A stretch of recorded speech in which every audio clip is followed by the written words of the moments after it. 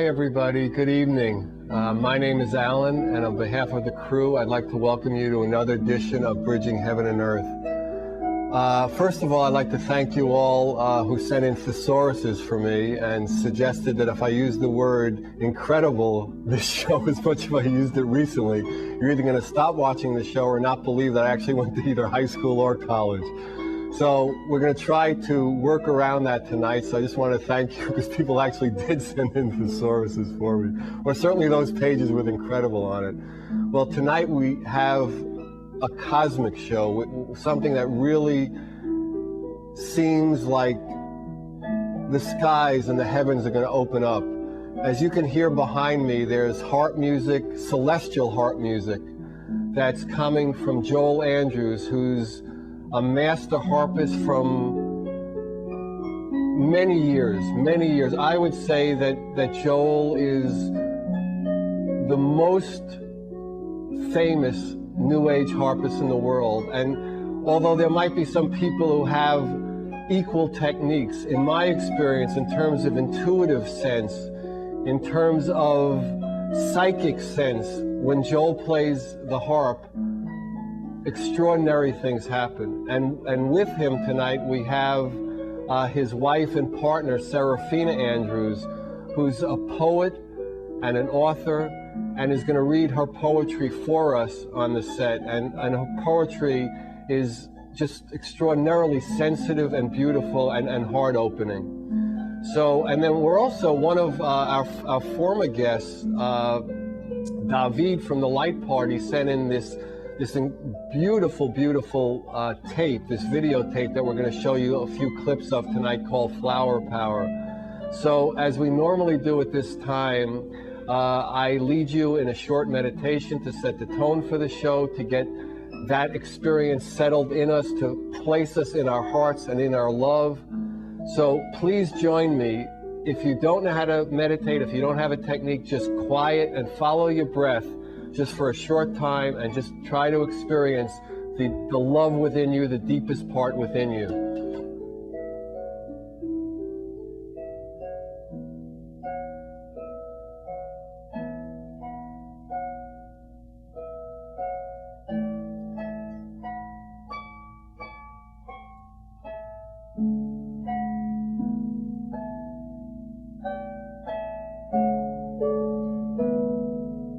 Thank you. And now we're going to have an improvisational piece by Joel Andrews that I know we've talked a lot about this show, about dedicated to the oneness. And he asked me what I would like to hear and what I thought the audience would like to hear him psychically and intuitively bring forth in his music. And what I said is a piece based on cooperation, of working together, working in unison, in oneness. And Joel said, okay, let's go. So, Joel, let's go.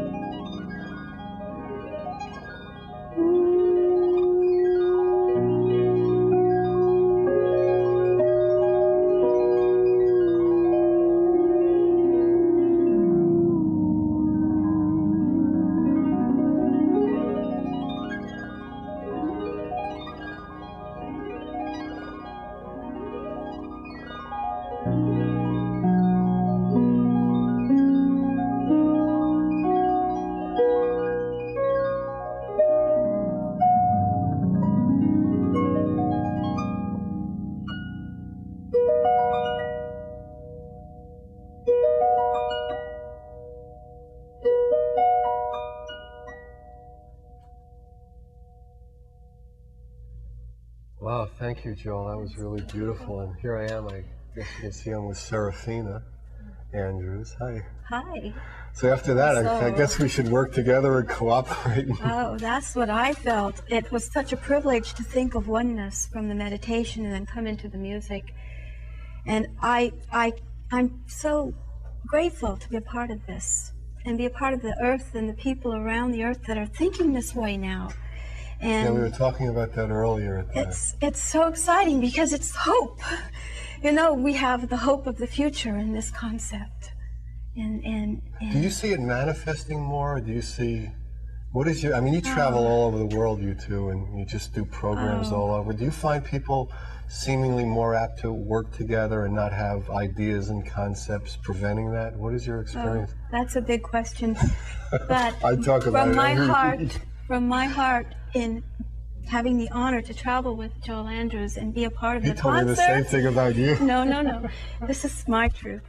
That meeting people all over the world, the centers, the inspiration that is coming through these centers, and the service people are dedicating themselves to help lift the integrity of the life on earth and how we care about our earth and the people and our children that are coming up into this new century. There's lots of hope and beautiful people really doing it with all their heart to really working together, make it work, putting egos aside as best we humans can. Really happening, yeah. And that's why you know, I was so privileged to be asked to read some poems, because it was through Joel's music that I had just a showering of light come through me at one time, and it was as if I had opened this veil into an angelic realm. It was like just a mist in front of me, and all you have to do is open it, and it's there for all of us to experience the wisdom, the heartbeat, the love, the concern that these higher beings, be what you call them, are there for us now. And through that, I just had amazing experiences in writing. And you put that experience as best you could down on paper, and that's you're going to read 5 poems for us tonight, and that a little bit later on, and that is from your book Keys of Passage. Keys of Passage.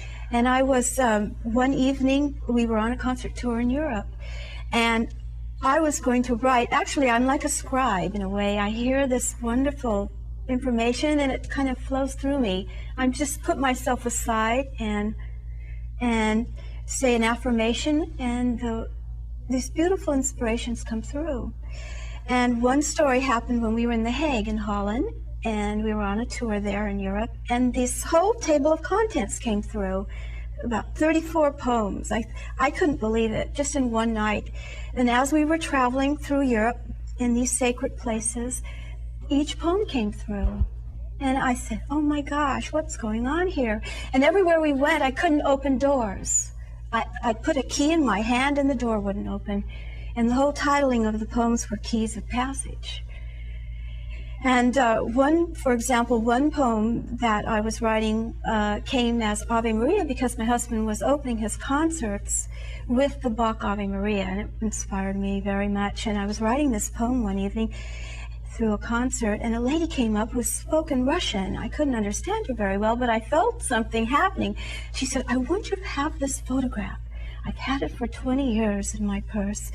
It's yours, you need it."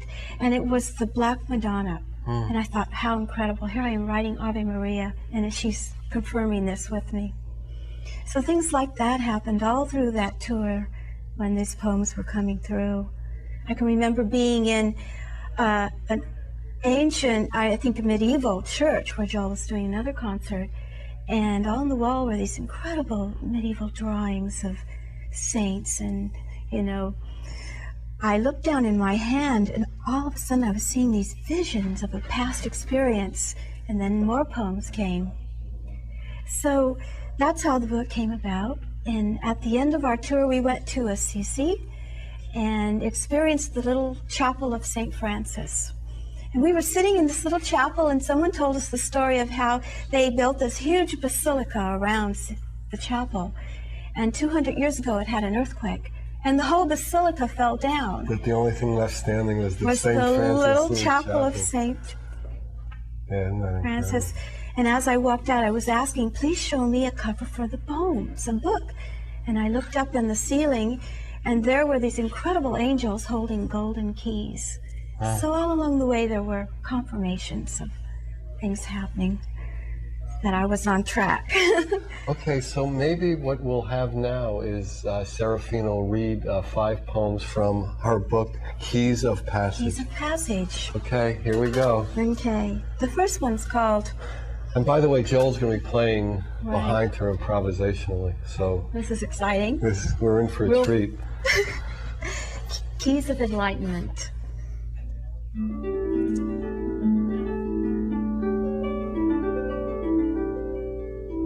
Remember the lightning in your youth? The fire dance of heaven? Swirling silhouettes, dazzling in the eye? This, my friend, is love enlightenment.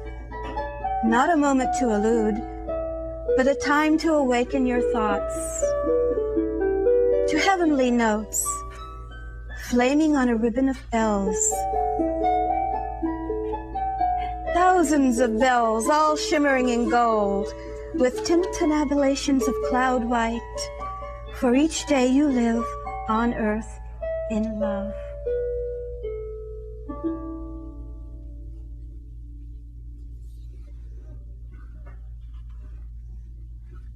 This one's called Keys of Joy.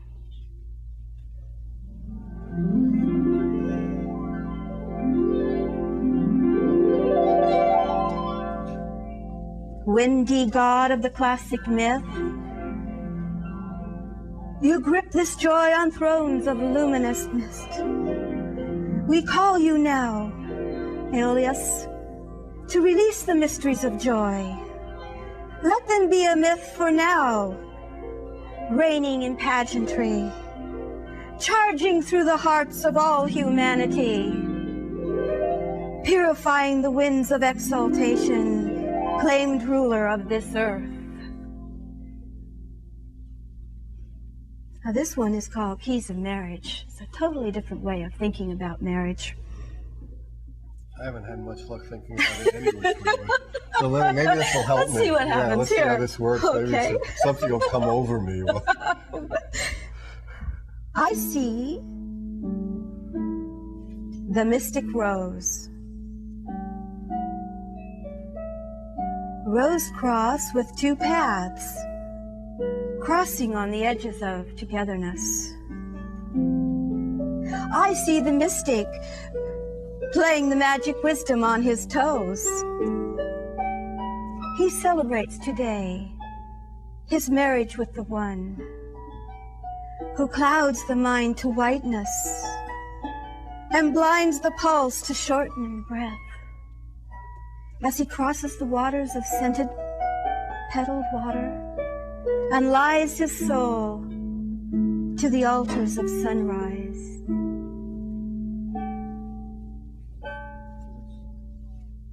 Thank you. And of course, I always look for joy. I love joy. Let's have more of it. So this is one more I'm for joy. better at joy than marriage. So Okay. Joy. Looking through a keyhole, I see a secret joy is holding in her arms. She smiles at me as she sees my tiny eyes blink in a moment of wonder. She turns in circles and spins the wind and her skirts of diaphanous mist, and looks back to see if I'm listening to her prayers. One after one a joy is set free, flying the currents of curiosity, bringing a sweetness to weepers' lament. I know your secret, joy of earth, and hold it tight within my heart. So for the last one, this actually was the last poem that I wrote, and that was in Assisi, and it's called Surrender.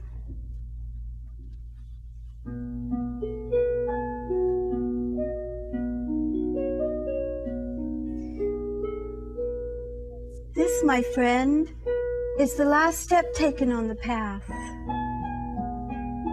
This is the final laughter in the heart of discontent. This is the moment when the soul speaks to spirit, giving rite of passage to the uprooted mind of confusion. There is no less, there is no more the heart can hold. Final worship surges to great infinity. God grants passage in the surrendering love of your own true soul.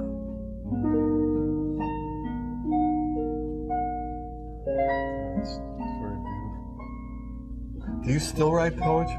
I mean, do you still feel that you're a vehicle for doing that? Well, poems come when they should.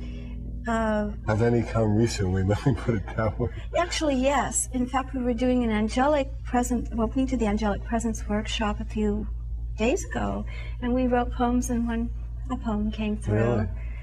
But I also do counseling, and the wisdom is there for everyone. It's just a matter of asking for help, and you can find it. How can you do counseling? Because you travel so much. You counseling like, as you go, have counsel will travel? It's amazing because people come when they're meant to come. And I say, God, send me the people I can really help. Uh-huh. So you have actually a traveling practice. Yes, in Europe. That's fantastic. And Europe, really especially fantastic. Europe. Yes. So it's a privilege. Really? Okay, so I guess now, for the first time on national television, or actually the first time on any kind of television, we're honored to have a video put together by David of the Light Party. It's called Flower Power, and it's just, just watch it and see. I mean, when I first saw it, I said, this is really beautiful, and I'd like to share it with, the people who watch the show. So, are we ready for that? Okay, let's go. Thanks.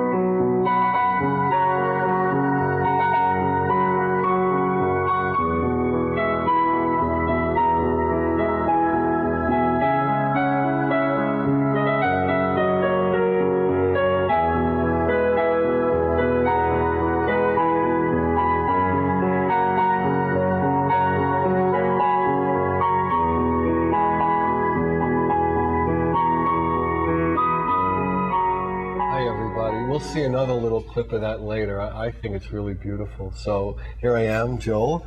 Hi. Welcome. Hi, it's great to be here.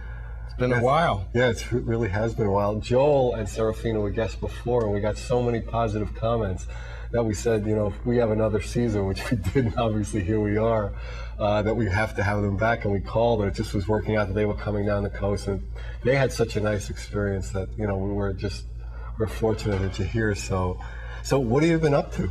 Just same thing of traveling and playing and a lot of the same things, but I've been working on a new album, and it's a secret at this point, but I just love it. I love working on new albums.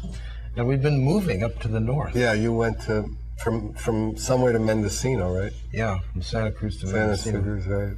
So we've been up in the clean air and near the ocean and all of that. Santa Cruz isn't clean? I always thought Santa Cruz was, I always liked Santa Cruz. Oh, it's pretty clean. Yeah, it's relative, you know. But Mendocino you find is cleaner. Oh, it's right on the coast there. It's wonderful.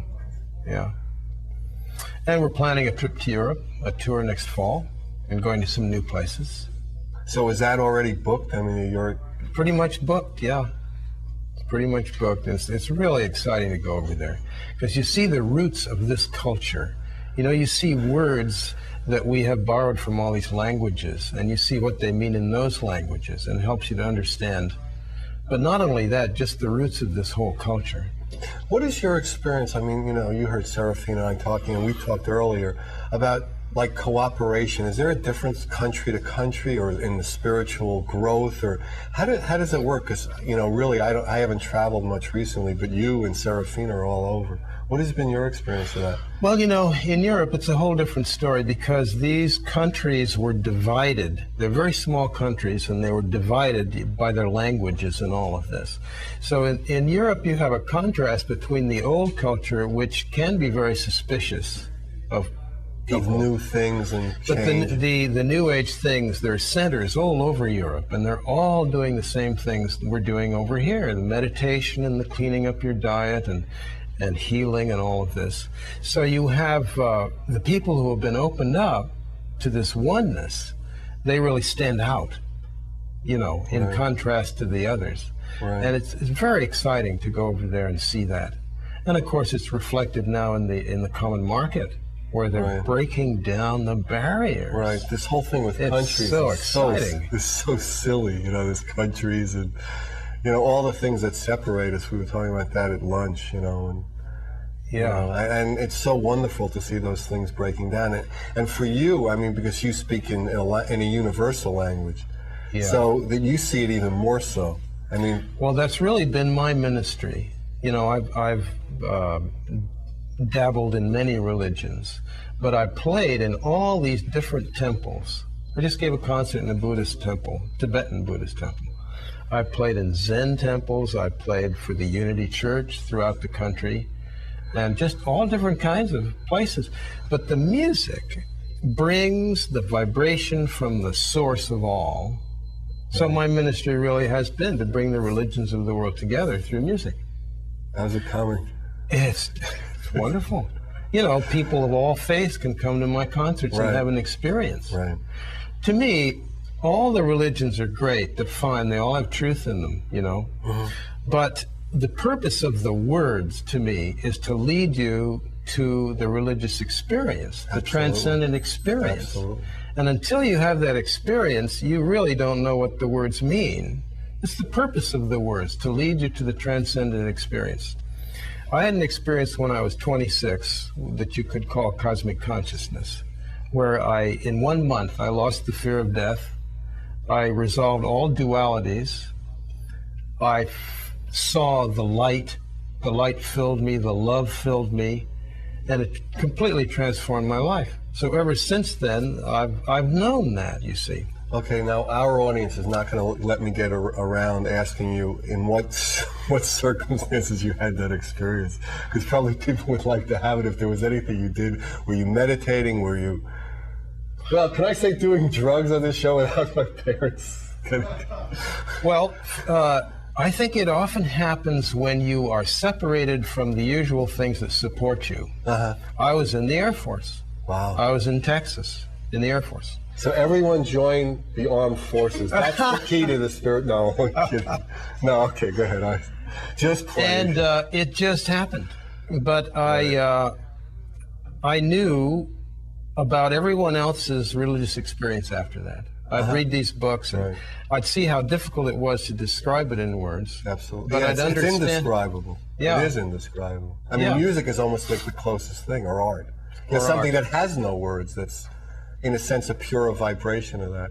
Yeah. That's why people love it, throughout the world, and it is the universal language. Yeah. So here's a great example. There was a writer, I think from the scholastic period, he wrote for the church, St. Thomas Aquinas, and he was their greatest writer, and they'd come every 3 or 4 days to pick up his latest writing. So after many, many years, the priest is sent to pick up his latest writing, and the man who answers the door said, there isn't going to be one today. The master has had the experience. Right. He won't be writing anymore. There's a little, that actually happened. Well, it's interesting. There's a little saying, I think it's a Zen saying, I'm not sure exactly, but the gist of it is that I want to speak to someone who has nothing left to say because I want to have a word with him or something like that, And that's really we want is to have the experience, just like you're saying. And then all the words follow from there, but they almost don't have meaning in the same way. When you have a religion, you have all these rules. And until you've had the experience, it's good to have the rules. But once you've had the experience, you don't need the rules. Because the love is moving you. The love takes care of it. Right. Yeah. I want to mention one book, because there's one book that was written about that experience. A man decided to collect down through history the experience of illumination. It had nothing to do with any religion. It's called Cosmic Consciousness. I think this book helps a lot to stimulate a man named Buck. Buck? Yeah. Is that his first name or his last name? No. I think it was the guy named Buck wrote it, and it's in the Air Force. I mean, that goes to show what the spiritual path. Everybody's been trying to meditate and do all these things. And he was really a Buck Sergeant. Right. It was Buck in the Army. That's you got it. That's great. That's a great story. No, he was a Canadian, but he Is it a recent book, or I've never even heard of it? No, it's been around quite a while. My uncle told me about it. But that book, he just said somebody should write about the experience itself. And by the time he'd collected all the great descriptions, he had actually, earmarked the chief aspects of that experience. And you read that, and it can, if you're ready, it can bring it on. Yeah. You think reading the book can help bring it on? That book, I think it could. Really? Well, there are beautiful writings all over, but the whole point is this. Once you read it, that's not enough. Absolutely. You want to ask for the experience itself. Right, that becomes your prayer.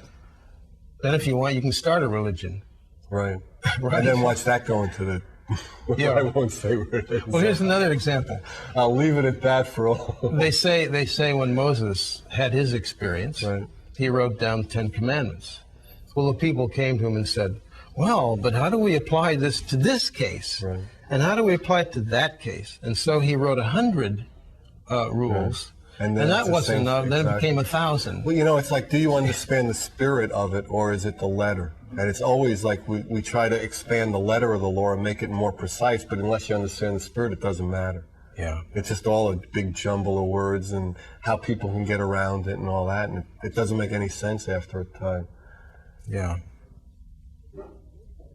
So your feeling is that this coming into the millennium, the new age, the Aquarian age, there's been like an influx of grace or love or something that experience of oneness is coalescing and cooperation, and it's really starting to happen. You can see the difference. Oh yes, I've seen it in my life. Where you're in public, you're standing in line, people are nicer. Well, they have all those magazines to read now. No, I'm kidding. No, people really are nicer. They're dropping the barriers. They're recognizing that they're brothers and sisters. I think. I see it. They have more experience of that. Yeah. Oh, yeah. And just a stranger will be nice, will be helpful. Okay, so I think now what we're going to try to do is have another couple of minutes of that video, Flower Power from David, and then we're going to go right to Joel playing songs, pieces from his new album, Seven Wheels of Light, about the chakras. Now, we were going to talk about it, but it turns out we didn't get around to it. But it's the chakra system, and Joel hopefully is going to move us through, a lot of you are familiar with it, move us through the chakra system from the lower chakras into the crown chakra, and that is going to be his intention. So whenever you're ready in the booth, let's do the video, and then we'll have Joel. We'll come right back to Joel playing. And we're gonna have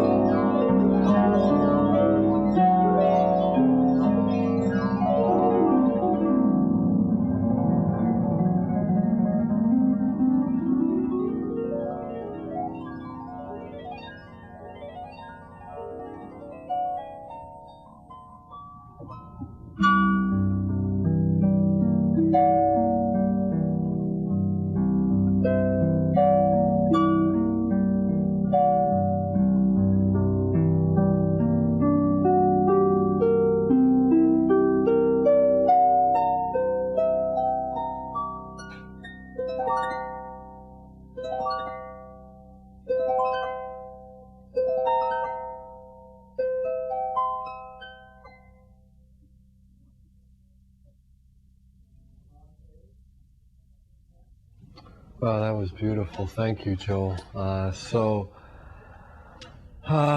don't know what kind of experience you folks had, but I'm just tremendously honored to be part of this show, and I can speak for the crew, and I'd just like to thank Joel and Serafina for coming.